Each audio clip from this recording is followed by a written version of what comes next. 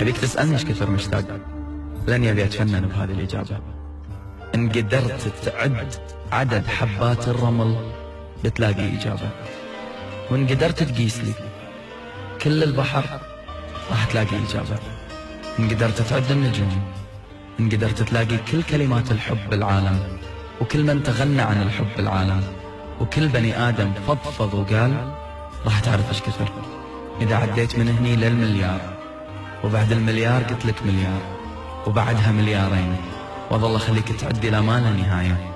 متى ما وقفت بقول لك ضعفهم مرتين أنا مشتاق لك. تدري لو بعبر لك ايش كثر أنا والهان، راح تلاقيني أغوص وايد، راح تلاقيني أعبر بشكل جدا كبير، اسمع أغاني طربية وكأني أنا شخص عشت بالمراحل العاطفية ما عاش إنسان عمره فوق 60 سنة، وأنا توني قلبي توه يتعرف على الحب، مشاعري توها تلاقي هذا الإحساس. ما أدري ألوم الزمن ولا ألوم الإحساس ولا ألوم الوضع ولا ألوم الظروف ولا ألوم نفسي إني كابت كل هالمشاعر بقلبي.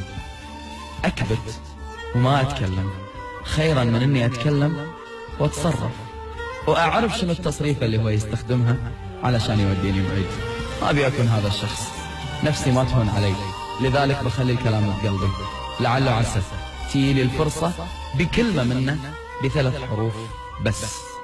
قول وأوعدك لأنك تشوف كتب تكتب عنك، أوعدك لأنك تشوف كلام يقال فيك ما قلته في حياتي، أوعدك بأنك من كلامي راح تعرف لأي درجة أنا والهان، أنا مشتاق، أنا شفقان، أنا أدور ربع نقطة بس عشان أكون يمك، أنا أدور صدفة، أنا أدور موضوع عشان أحاكيك، أنا أدور كل شيء.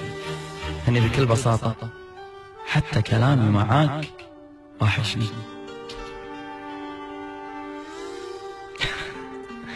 آسف بس قاعد يخوني التعبير، ما عندي كلام زيادة ممكن أقوله.